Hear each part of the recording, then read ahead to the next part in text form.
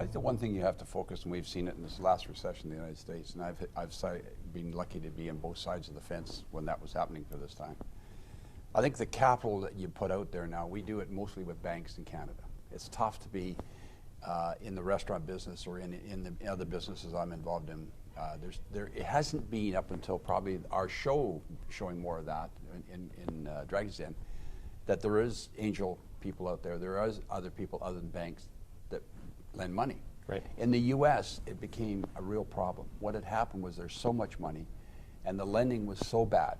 And I asked, I had a person that probably everybody knows about, and has understood him and make millions of dollars. And Warren Buffett said to me one day when we were talking, I looked at him, I said, Warren, what would you do different? What does the United States have to do differently to not go through the recession we just came through, which was the worst they've ever seen in their history? And he said, nothing, Jim. And I looked at him, I walked back and I said, what do you mean? And he said, we broke every rule in the book of lending. And I saw it with our stores. You could get financing here in Canada, and it was 70-30 or 50-40 in the restaurant business, or 60-40 in the restaurant business. You may get 60 if you're really good. It slowly increased to 70-30. Then it became 80-20.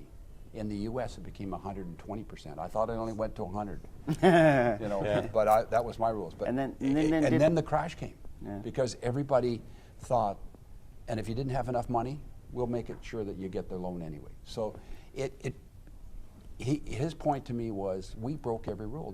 It wasn't one administration. This was for 4 or 5 administrations.